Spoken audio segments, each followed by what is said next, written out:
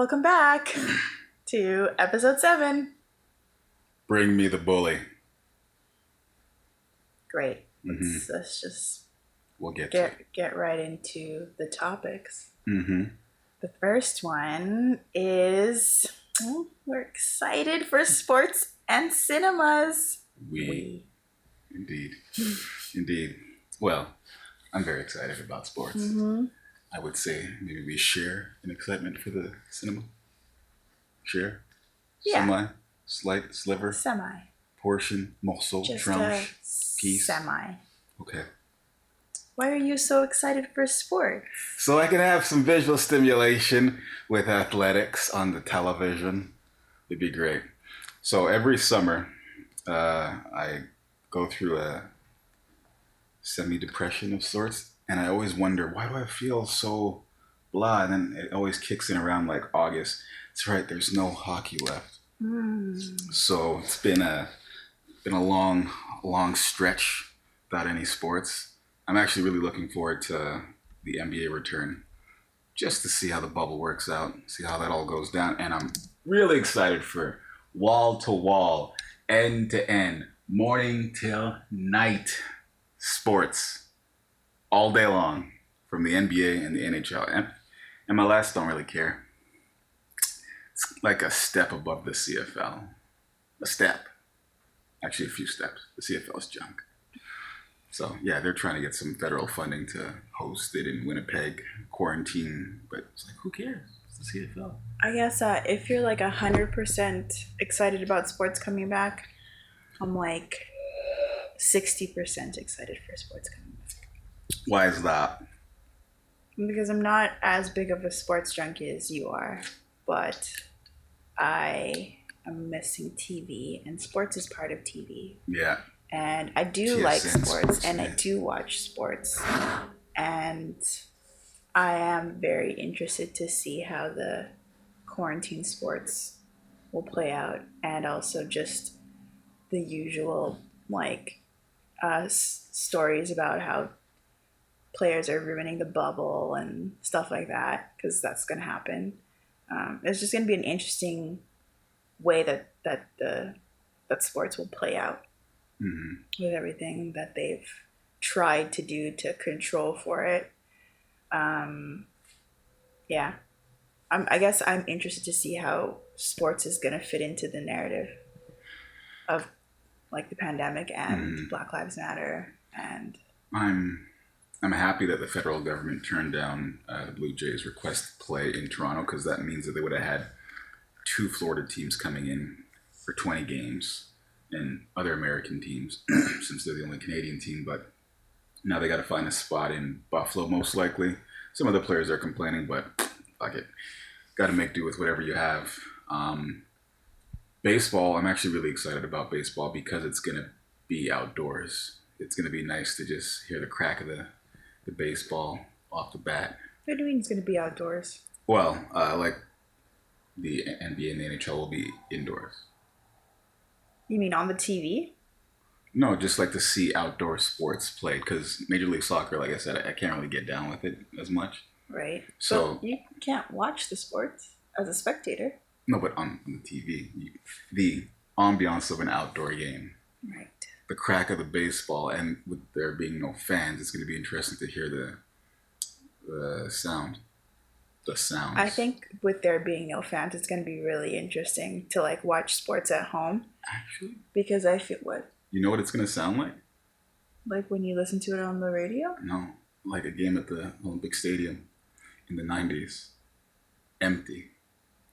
I'm curious if it's going to sound close to that, because it used to be just like wah from one end to the other end, or like you clang your chair, clank, clank, clank, clank to make sounds. A big toilet bowl of 60,000 plus empty seats and just went wah. What sport are you referring to? Baseball. Oh. Yeah, the big O. Well, yeah. That's a humdinger.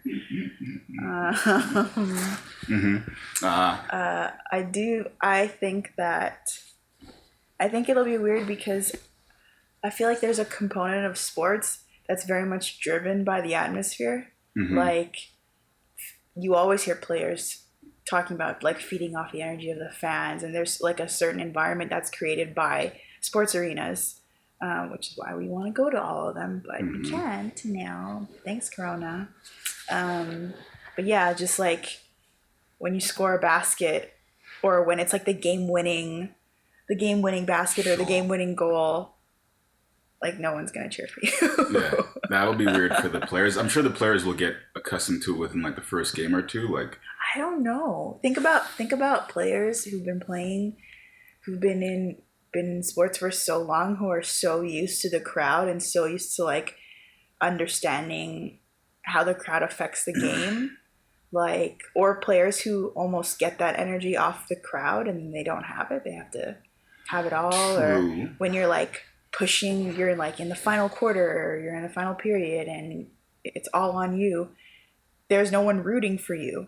Like your teammates, true. sure, but it's so different when it's a, I don't know, as a spectator for me, watching, for example, watching a Canucks game versus watching like a game at Madison Square Garden.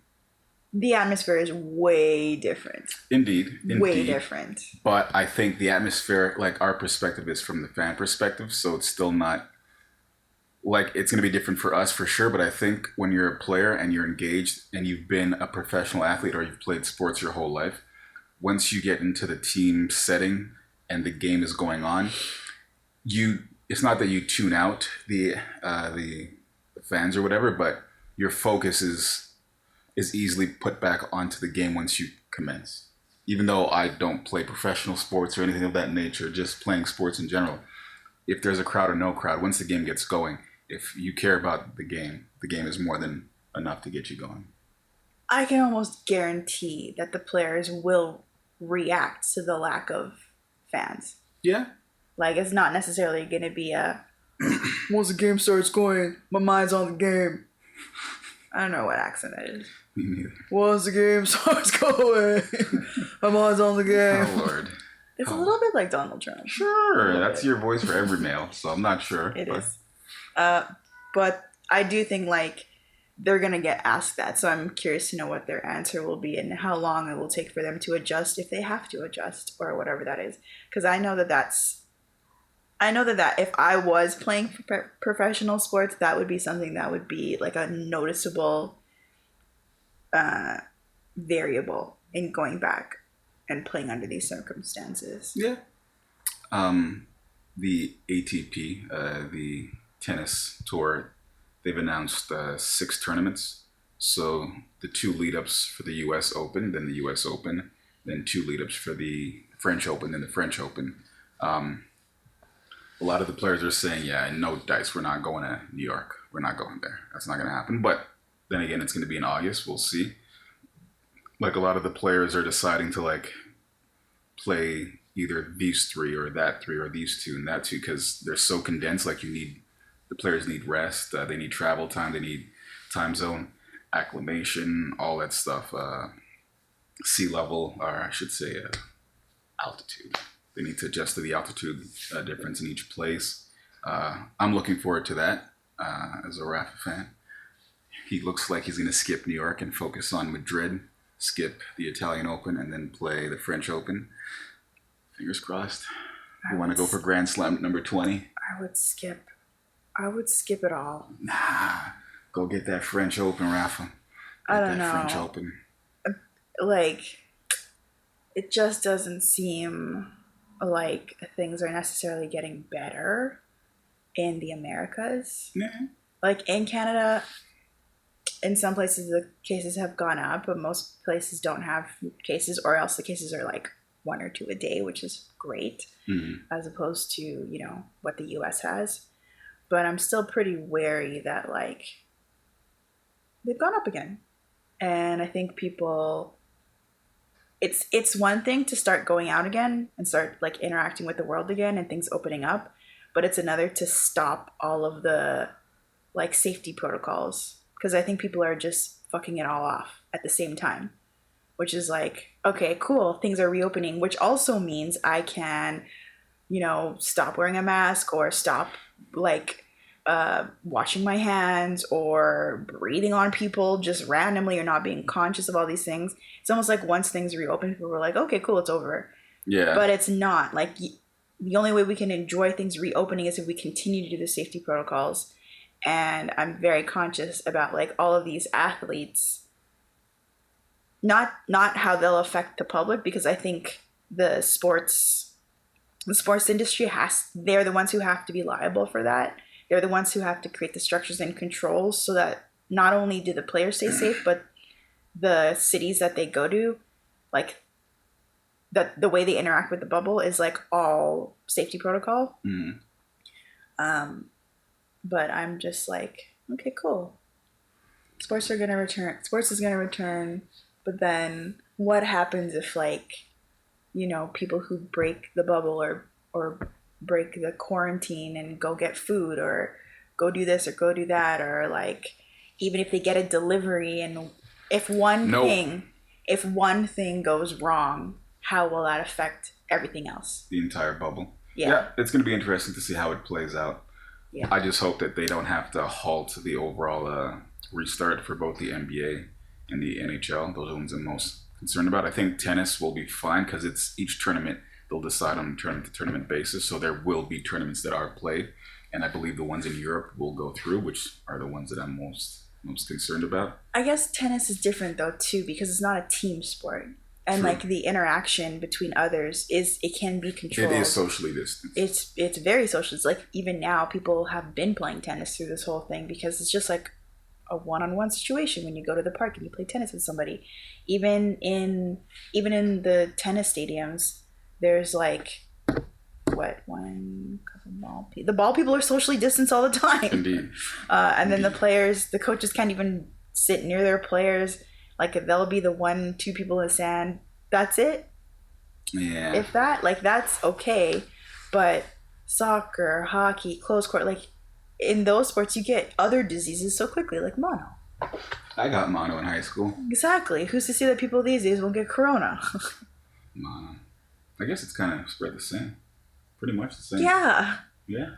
Probably even easier because when you're playing sports, you're not conscious of washing your hands after you touch something, which you're touching things all the time. You're interacting with people. A dirty water bottle. Well, not dirty water bottle.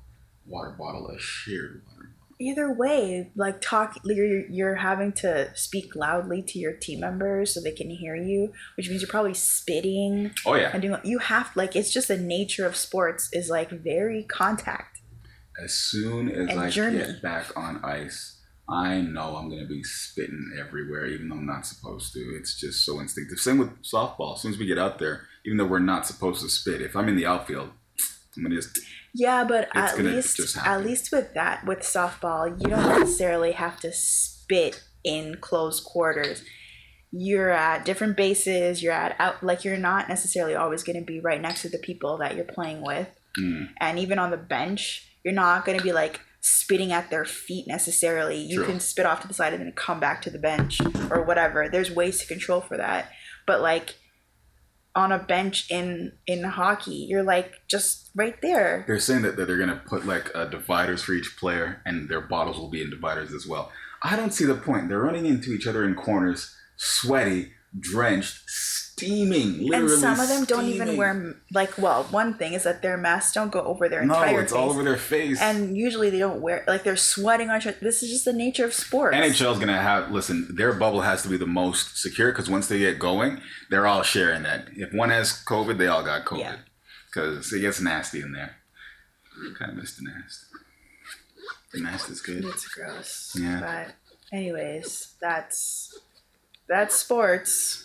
Ta-da! I am excited to watch sports in this time, and also to like have other things to pass the time. I can't the more wait. things that can pass the time, the better.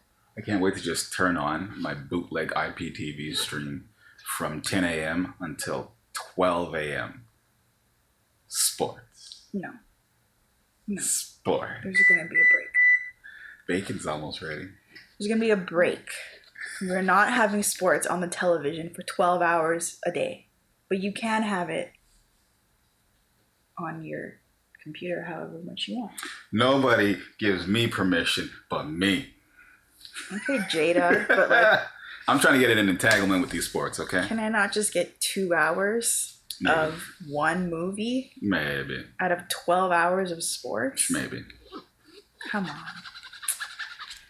Well, that's that. The next topic is how much white privilege do we all steal? That is a interesting topic, I say. I would like to rephrase it slightly to Okay. be how do we benefit off of white privilege as persons of color? Yeah. Same, slightly different. Yeah. Like I How think do we? I think we all, if we all have a white ally, it's kind of like using their privilege to what the movement's always asking. If you have privilege, use it for the greater good of like the people who don't have it. Now, this is why I say steal it. If you have a friend who just by virtue of their skin color can get access to certain things, they might not realize they're giving you their privilege, but sometimes you need to coerce it out of them because they might not feel comfortable if that's the reason.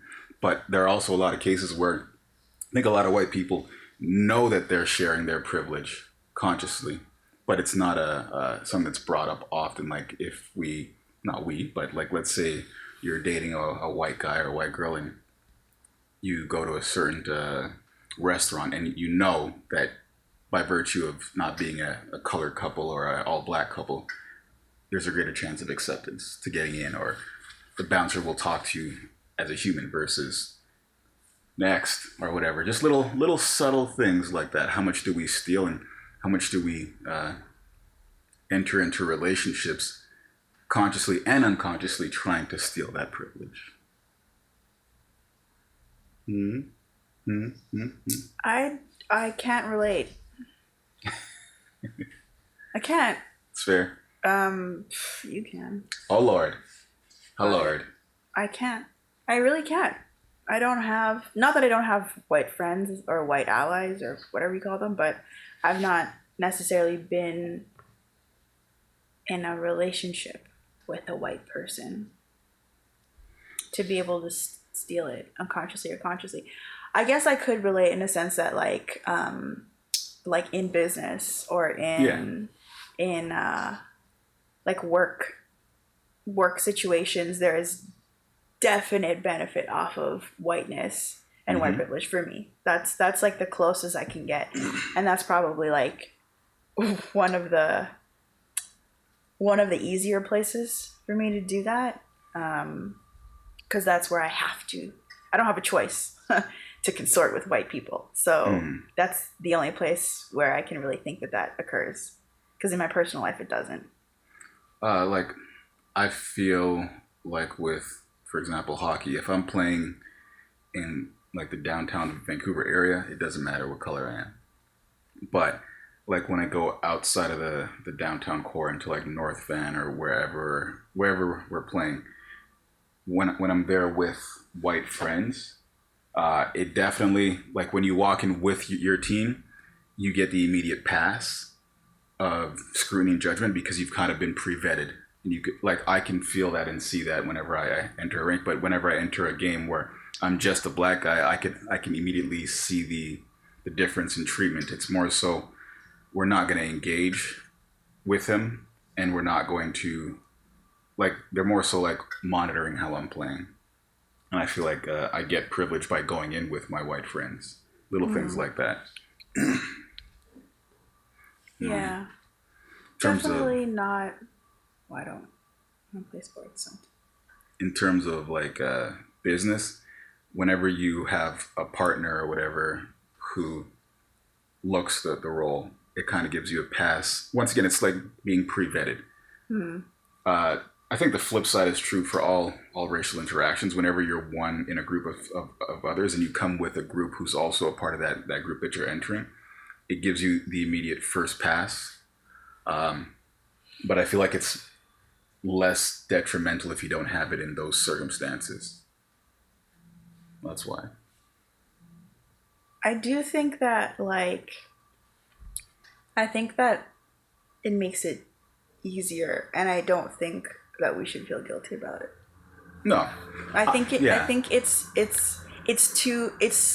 too unconscious of a choice. Hmm. It's it's too common. It can happen too often that for us to think about it in every situation is super tiresome. So like Hmm. just like in work, having like that one white person who will vouch for you or Yeah. whatever, whether you ask for it or not, we can't necessarily feel guilty about it True. because we're not necessarily asking for it all the time. But when we do, I also don't feel we should feel guilty about it because if the general if generally speaking white people have that privilege always between each other, if we get a chance to get in on it and then it benefits us and our communities, I don't. I wouldn't feel bad about it. I guess maybe guilt can come in when you know you're entering into a union to separate yourself from the marginalized and partake in the privilege at the expense of your actual, I guess, group, your natural group. It depends on your end goal, I Hmm. think. Like for me, I don't necessarily feel guilty because I know that if it's going to uplift me and get me to where I want to be, that I'm going to pour whatever success I have back into those marginalized groups that I'm from. Hmm. So I just don't see I don't see a reason to feel guilty at all. Not for you, but I mean in general. Are there ways for others to enter into an engagement with white privilege with guilt? Like, let's say a good example. Think of in Django, Samuel L. Jackson. He wants the white privilege to attack his people almost Well, to yeah, benefit him exclusively and attack anyone else that looks like him. It's kind of like saying, "Not me, Bo." I think that's like that's the only way you can feel guilty is if you don't actually bring it back. If Hmm. you enjoy the privilege but you don't bring it back and try to use it to your community's advantage, when it's like I'm gonna go and use that white privilege just for me, and I'm gonna be over here with these people. And if they ask, if my community asks for anything, I'm gonna be like, sorry, I don't want to fuck it up. I'm just gonna keep it right here. I think that's when that's Yeah, when you would feel guilty because it's not benefiting anybody other than you, and you're not open to the possibility of it benefiting anybody but you. yeah. Well, full transparency, this camera that I bought is used and it tends to stop. So it did not catch the last like 15 minutes of what we're talking about. Hmm. So we are going to try with all our souls to summarize what we said, which I can't really remember. I think the main thing that we were talking about Hmm. was so it happened again. Our camera conked out and did not record the second time we tried to talk about this. Maybe it's a sign. We're supposed to move on. But we will attempt to give you the Cole's notes of what we keep trying to record. Indeed. We will try. Indeed. Start with your alt-right friends. um, That posted something. so something that's come out of this Black Lives Matter movement has been a highlight of something that happens for every movement, but I think now that it's our generation, sort of, I guess we're more in tune to it. We're closer to the eye of the storm. But he posted a video, like, kind of chastising for his alt-right purposes that the Black Lives Matter movement is all just white women, and it was a picture of all white women with their fists raised. And then on the far left side of the spectrum, my black Jewish friend uh, posted a tongue-in-cheek comment on Twitter saying we need to divest black dick from white women because we're not getting enough return for our investment. And they both kind of point out something inadvertently with that ties them both together, that white women jump to the forefront of any discussion and co-opt it, whether with good intention or not.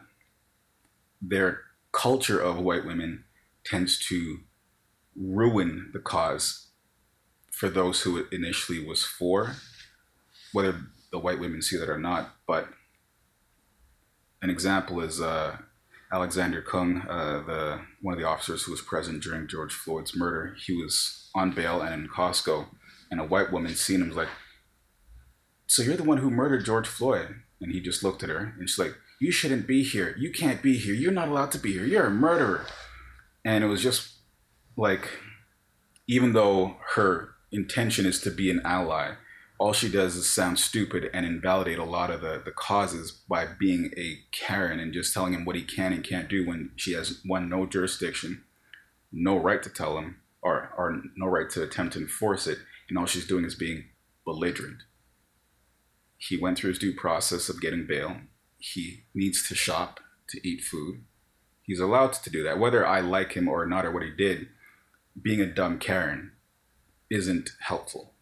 And I feel like a lot of the cases with white women, whenever they get involved in a movement, it's because they feel like, I identify with this, and then they take it over completely without any regard. And just from my own experience, a lot of the white women that I see who are quote unquote allies right now are the ones who have either had relations with black men or who fetishize black men and want to be their ally. It's almost as if it's like agency, or it's currency in the cause, because it really doesn't help to be screaming at the top of your lungs saying Black Lives Matter, Black Lives Matter. But then if you interact with a black man who doesn't fit your character of what black men are, you turn into a Karen. I think the movement has underscored that just Karens might be a problem itself. Karens and Kens. Even when the Karens are trying to help, Karens and Kens. I think white women tend to scream loud about things as their white power, and white men tend to move silently with money as their white power. And Karens know how to, like, they're one step beneath white men in the hierarchy of power. And whenever they see a movement where they can be like, I can make this move forward, Ken, listen to me, listen to me, listen to me, like they get in white men's faces about topics of everyone else. It's like feminism. Yeah. They want to move the ball forward, but it's more so, okay, ladies, we got this. We'll talk to our men now. Yeah. Well, we need this change. That's kind of one of the things that came out of our previous conversation, was just like, and I have a hypothesis around what all of the movements in the Americas, were they pushed forward, I think you said, were they advanced by white women, yeah. Even if they started from a minority group or a marginalized group, even if a white woman saw what was happening in a marginalized group and took, like if something happened to me and Karen saw it, or sorry, a white female saw it and was like, ooh, I really want to help. So the intention's good, but then it almost is, it's almost like they benefit and capitalize off of my experiences. Yeah. So it's like where the term white knight comes from, where white people from the West, or white people in general, will go into minority communities or disadvantaged communities and try to help them out. So maybe a Karen is sitting at home as a suburban mom, seeing the World Vision commercial saying like, oh, go to Africa and save the children. They're more inclined to go and do that and take photos of them, as you said, in a safe environment where they can enjoy their privilege while acquiring a benefit of executing their privilege without, like, it's almost like, I'll give you something on this stick, but if you get too close, no, I don't like you, no more. Like, you're too much in my bubble. I just want to jump in your bubble, take a picture with you, fix your ear issues, and then get back in mine.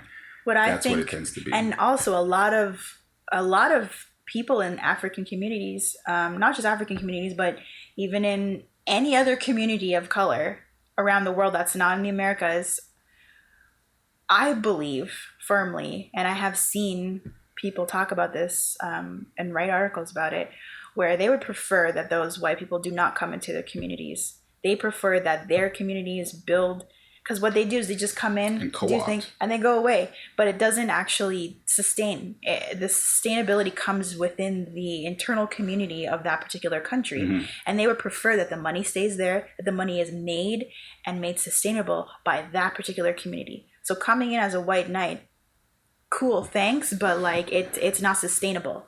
It's just for that moment in time, where you're not actually giving the community the resources they need to sustain. You're just giving yourself something. Yeah, a photo op. Yeah. That's not to say that all organizations are like that, but very many of them are led or started with that intention. Yeah. Instead, I believe that many of these communities would prefer that you stay in the Americas and you provide funding and just shut up. You provide funding, but you also shift the cultural mindset in your own community. Yeah. So instead of going into that community and feeding those Africans water, why don't you deal with your back door? Because there are oppressed people of color in your backyard. Yeah, like I don't need to see your posts about why Black Lives Matter. Go tell it to your family. Go do it. Just don't prophesize for social media. Go talk to somebody that you know needs to have that talk, who's avoiding that talk. Go tell them. Yeah. Go do that. After a while, it's just like, don't want to see it because it's not for me. Go tell it to who it needs to be told. That's generally how I feel about social media and it's a gift and a curse, right? Because there's a lot of good being done by social media right now. And if not for social media, we wouldn't be able to see these things. We wouldn't be able to see George Floyd's death. We wouldn't be able to, not that it's a good thing to see, but we wouldn't be aware. Yeah. And even like you wouldn't have been aware as a Black person. I wouldn't have been aware as a person of color. The world wouldn't have been aware of a lot of things. And it's good like community news. It's the citizens' news. It's people creating the stories versus having to rely on media outlets so we can make our own judgments about what's going on. But it's so equally dysfunctional and destructive on the other side. It's so full of vanity. I would argue that it's more destructive than it is helpful, to be honest. Yeah, it's patronizing, even if the intention is not meant to be. It's patronizing. It's, how many white voices do you see every day still posting on, but did we need to get justice for Breonna Taylor? Yeah, we do. But like, okay, what's going on? I'd like to know, like, of all the people who post these squares or Breonna Taylor's murders are still at large, how many post that at the beginning of their morning and do just that versus go to a group of Black people who are meeting about a social cause or whatever and just sit in the back of the room and listen?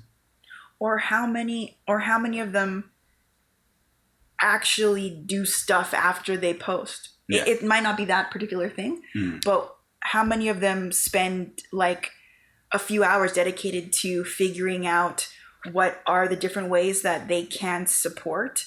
What are the different groups that are meeting?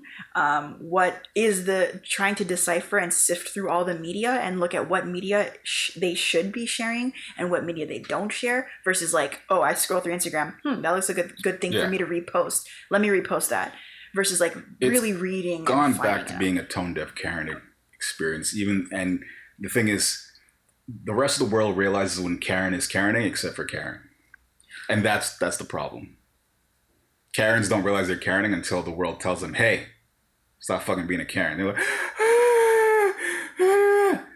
but they don't realize that they're Karening when they're in the act of Karening. I don't think, because who wants to be a Karen intentionally? But I think it's a deep rooted sense of how they've been conditioned to fight oppression whenever they feel it. It's, I need to be loud and belligerent. Karen's colloquial definition is a loud white woman. Yeah.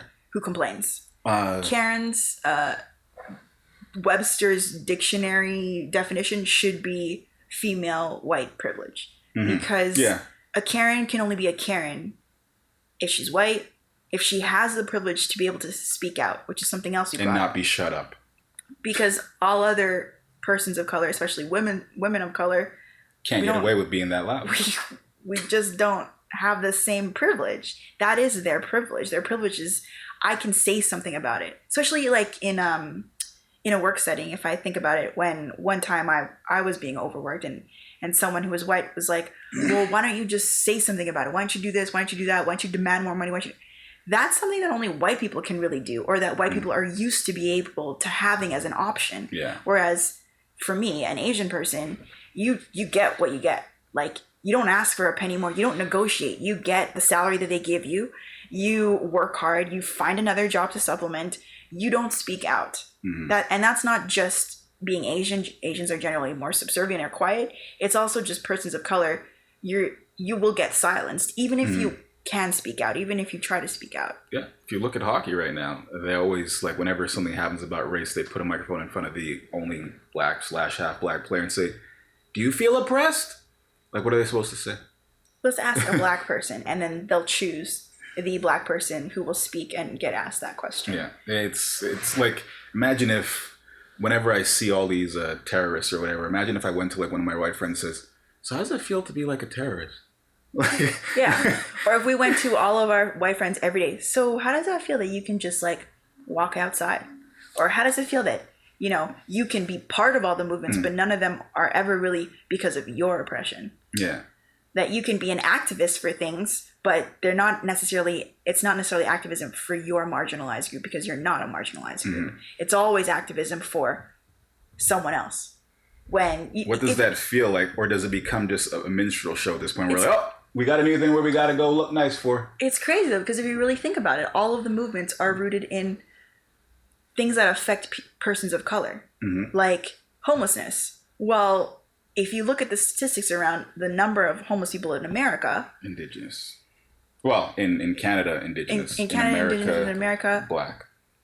The majority of homeless people in the Americas are colored. Yeah. So when you're fighting for homelessness, or you're thinking about like housing or whatever that is, even though at this point many people are affected by these things, the vast majority of people who are affected are still persons of color. So again, with co-opting and having these people speak out, it's sometimes it can feel very patronizing. Yeah. Or like for vanity. Do you really care? Or is this just like, I feel like sort of like the millennial culture, like white culture, is white knighting. Like, I'm going to raise some money today. Woo! Like, I'm going to look good. I'm going to do good. Now, and I'm not speaking for you, but for me, that's not to say that I don't appreciate and that without that work, stuff wouldn't get done. It's just to criticize the intention and the sustainability around the intention. Yeah. Because if somebody's doing it for themselves and they don't actually understand the root of it or how it affects the larger group of people, it's not sustainable. If you don't see how it's like, okay, you can post a black square, you can put a circle around your picture, but in your everyday day-to-day, how many friends do you have that are affected by this? How many people do you know that are colored? How many people do you interact with? How many people do you support? How does the colored narrative fit into your life? How are you affecting it? If you don't see that, if you don't still recognize your own white privilege, and not in a vain way, like, yes, I'm like Chelsea Handler. I'm white privileged. Let's talk about white privilege. Let's make it a thing. If you're not really seeing the root of it, if you're not willing to engage in a back and forth where you might be questioned, you don't really care. I think so. It's just an act.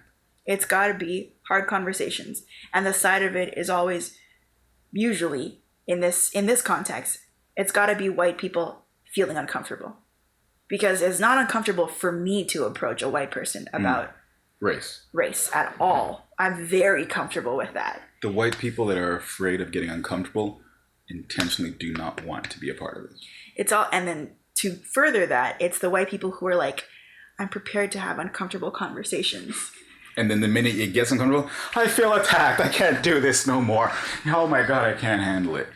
Oh God. And it's touchy too, because then like, it's like they can't win, no matter what they try, they can't win. So that's not to say that I don't appreciate the effort and the intention. It's just, I hope that out of that effort, there's some point in time, there's like an aha moment where it's like, wait a minute, why am I making this about me? Yeah. What does this really I mean? think that's the number one thing. If we could impart this to Karens in some way, that the minute you start saying I, just shut up. Yeah. Because that is the minute you devolve into a point where you're not a constructive part of the discussion, you became the discussion.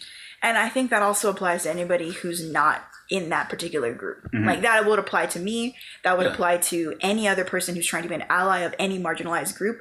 As soon as it becomes about you, it's no longer Get out sustainable. of the group discussion. Yeah, go and reflect. Yeah.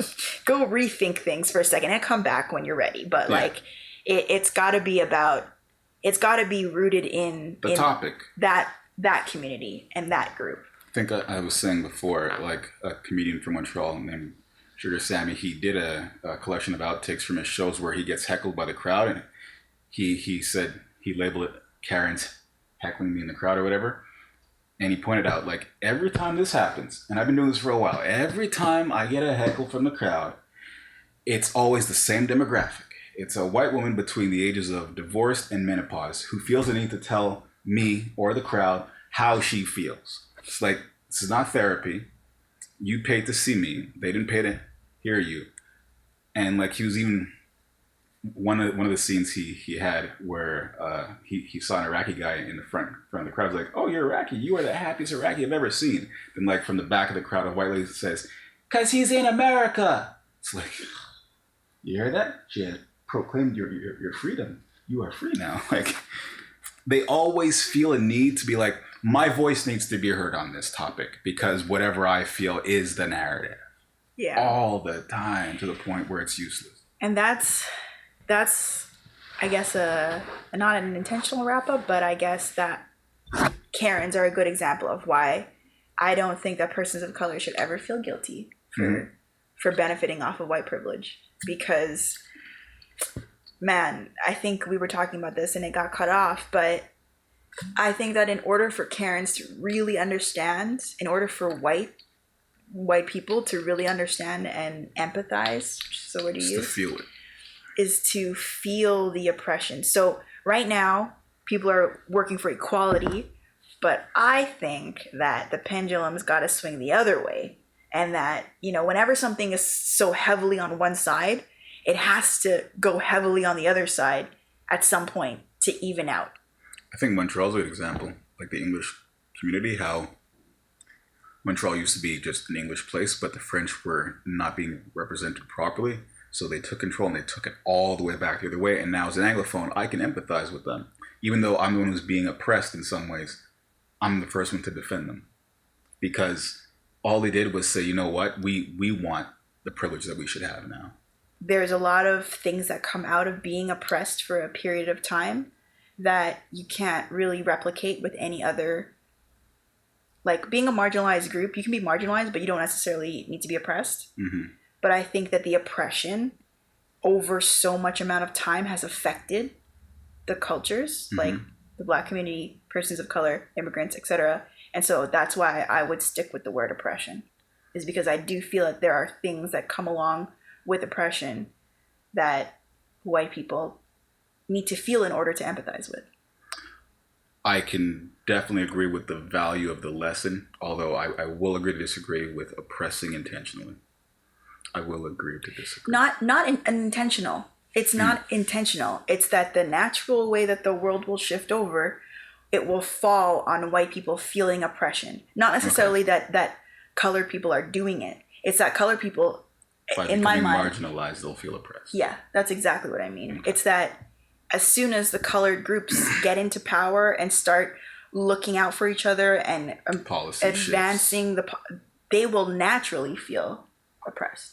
That's why I think the extremity needs to be where the power and supremacy goes into colored groups, because colored groups won't intentionally oppress the way that white people intentionally oppress. So the oppression will be a dependent variable.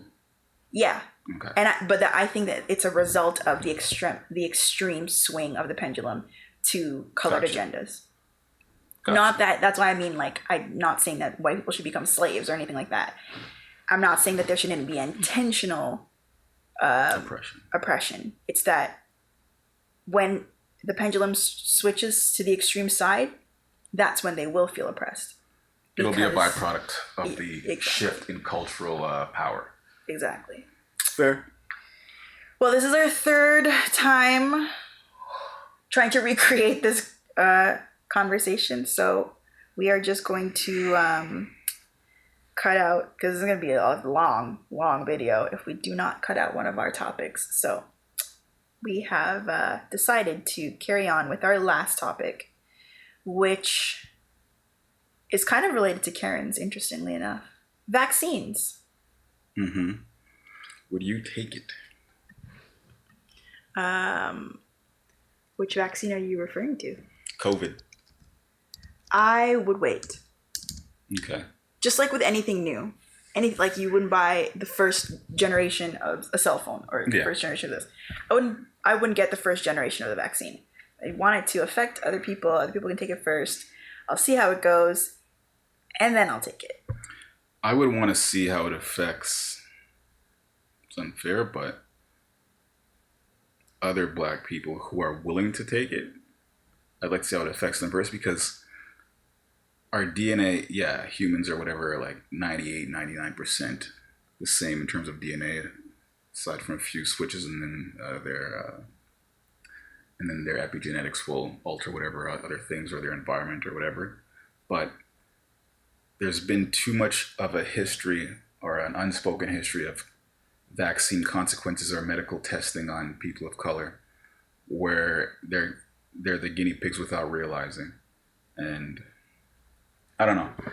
I'm not a fan of being stabbed with something that I don't know, even though I'm being told what it is. I'm not a scientist. I can't create it. I can't recreate it.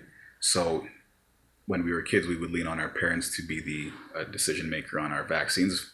They didn't really have a choice back then. But these days, I feel like we can do more research on our own to figure out things that they won't want to publicize but are still factual. And I think with these vaccines, because it's going to be such a mass-produced vaccine, we're going to hear we're going to hear about the issues that it might have by the people who are affected, because there's going to be such a large sample size quickly. So I'm going to wait, and I'm curious if they're going to make it mandatory eventually to like re-enter the social forum. I don't think they can. We'll see. Like for schools, they say some kids can't attend certain schools if you're not vaccinated. Really? Yeah. Hence the whole argument of vaccines versus no vaccines, because some parents are like, well, it's my right to decide what you put in my child, but then other parents are like, if you bring your child to a common place with my child, I would like them to be vaccinated. Both valid arguments. Both valid. I honestly haven't really thought about vaccinations, to be quite fair. I haven't had to really think about vaccinations. I haven't had a vaccination since, actually no, that's not true. When I went to Thailand, I had to be vaccinated for like a million different diseases. Still, but by choice. Yeah, it is by choice. And I did get vaccinated, I think I can't remember what. It was like 2-3 things. Tetanus, typhoid. Typhoid. Dengue. No. Zika. There you go. Some other stuff, whatever. I mainly did it because I would be interacting, when I come home, I'd be interacting with people that I know were trying to become pregnant. And I didn't want to endanger them, really. Because I personally don't care that much about vaccinations in terms of my body.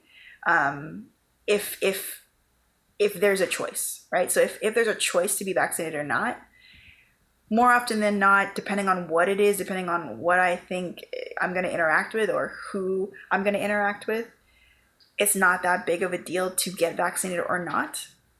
But for something like this, like for COVID, the vaccination, like trials and all that stuff, it's so accelerated and it's almost rushed, where like reading about vaccinations usually takes 10 years or so for a vaccination to actually take effect and to be the vaccination that you're going to use.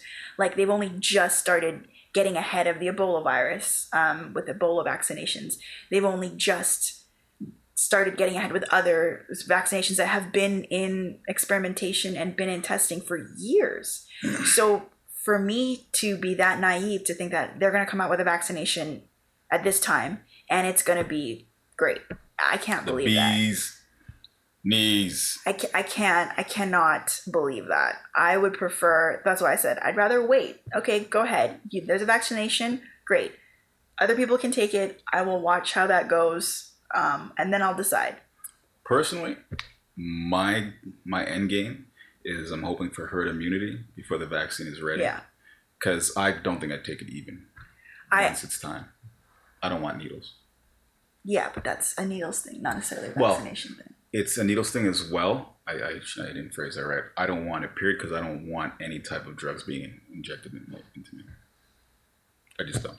I don't care as much. But that being said, since I've been an adult, I've not, other than my trip to Thailand. But when I was a kid, I just got whatever my mom was like, yeah, sure, go do that thing. But I haven't gotten a flu shot. I don't do those. Yeah, I don't really care that much about vaccinations. I'm not an anti-vaxxer.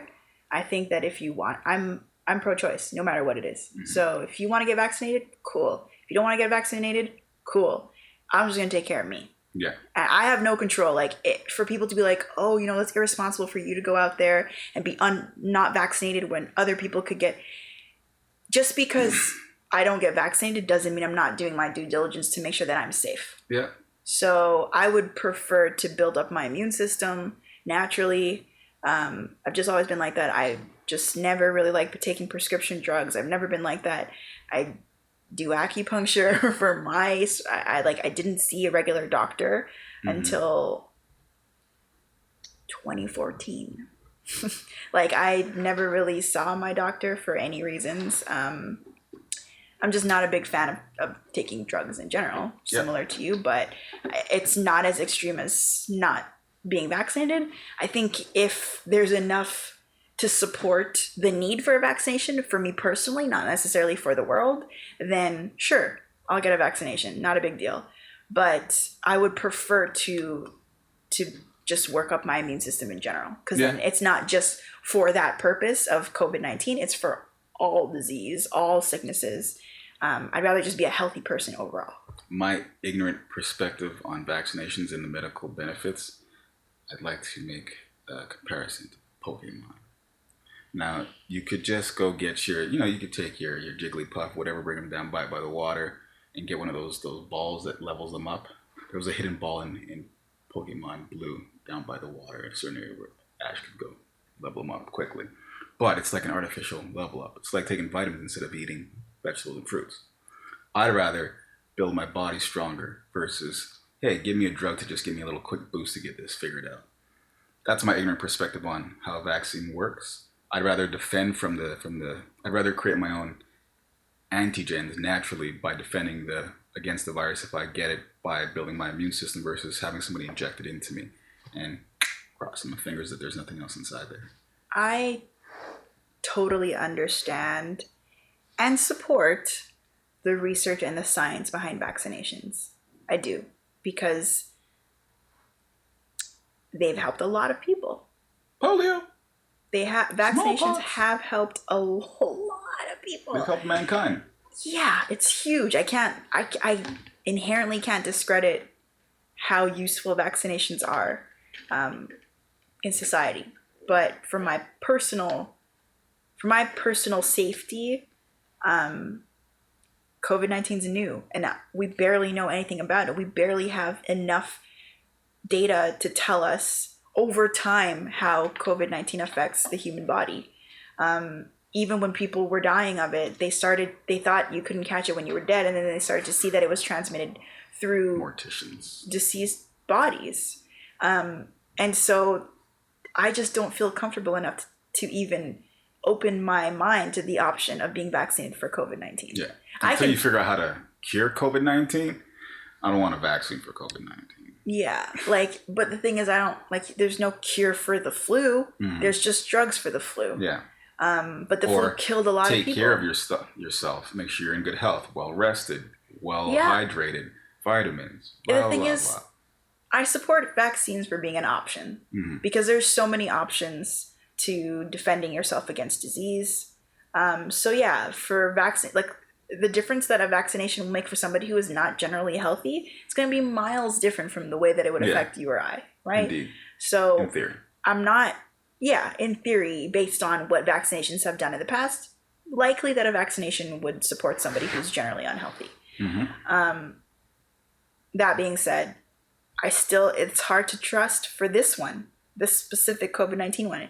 There's not a lot of time, not a lot of data, not a lot of research, not a lot of that's known to the public so that we can hold those vaccinations accountable in whatever way we can. There's not enough research that we can do as an average person that's not classified into researchers. So there's not enough for me to be like, yeah, sure, I'll take it. I agree. There's not enough. And it will take years for there to be enough. They need some more data. At this point, I'll stick with the masks, hand washing, and the social distancing. It's the easiest thing to do. It's easy. Like, people would rather do those things than even get tested for COVID-19 because it's so uncomfortable. Although now they're saying there are different ways to test them. Before, it was like jamming that Q-tip down your thing. No thanks. I'll take a hard pass on that one. Yeah. Too sensitive. I would not do that. Le sensitivo. So yeah, social distancing, just doing the general safety protocols that literally cost no money. Because I'm sure that a vaccine is not going to be free. I feel like here they'll make it free. Yeah, in Canada, but I mean like in general. Yeah. Like the Americans. Keep that border closed. Yeah, I would not. Although, I do wonder, as you said, if they will make it mandatory. I don't think they'll make it mandatory in the States because then that would mean that they'd have to pay for it. So they're just going to fuck themselves more, probably. See, I feel like the States, they're a country where they need more of a heavy hand of like what we say goes, even though that's probably scarier because they just have so much stupid to deal with. True. Like they can't trust their general public to not be stupid. Whereas I feel like in Canada, and even more so in Europe, I feel like old world countries have less rules for the stupid. Like jaywalking. I don't think they have rules for jaywalking necessarily. They're like, don't cross when a car's coming. We just all know that there. Whereas here, like, we need to make rules for the lowest common denominator, for the stupid. Every rule is for, like, that woman who sued McDonald's because her coffee was too hot. Like, what? Bitch, your coffee is meant to be hot, and she won because they didn't have it written on their caution, hot coffee. Like, you can get away with stupid here. There are easily. Laws to help protect the fact that you do not have common sense. Yes. In North America, we have laws to protect lack of common sense, whereas in Europe, they're like, get out of here. You're an idiot. Or like maybe Asia, I haven't been, but they won't have a law that... They don't have laws in Asia. Well, no, about? But they barely have. Do you see it's more traffic? So follow the rules that have been going on forever. There aren't really like, okay, my only, because I'm Canadian, the only thing I can equate or even know a little bit about is like traffic. Traffic, block in. Traffic in Asia. Serious things. They do not regulate it. It's just known that it's like, I feel like traffic is not regulated there by laws. It's regulated by common sense. Yeah. So if there's a car there, you just don't drive there because you don't want to get hit. I feel like a lot of the old world is dictated by group common sense. Like if you have a little city where it's like maybe 15 families, if you're one person and you try to deviate from the norm in any way, you will be hammered for it. I feel like they control stupid through shaming and guilt, whereas people here are impervious to shame and guilt. Right. People want to stand out and be retarded. Yeah, there's lots of people who like to challenge that. Yeah, like, I can do this because I want to versus, should I do this because no one really wants me to? It's a very common thing. Fair enough. Okay, well, we're hungry, and we've been trying to record this for the last, 3 hours because the camera keeps stopping, so we're gonna go. This episode is called Bring Me the Bully because... it was supposed to have as the fourth topic a discussion on T.I. versus 50, but... we kind of went on a little long on the white privilege. So we're going to save that, hold it over to next week after the DMX and Snoop Dogg versus, and then we'll touch on T.I. versus 50, why it does or does not make sense. All right. Thanks for watching. G-Unit! Bye.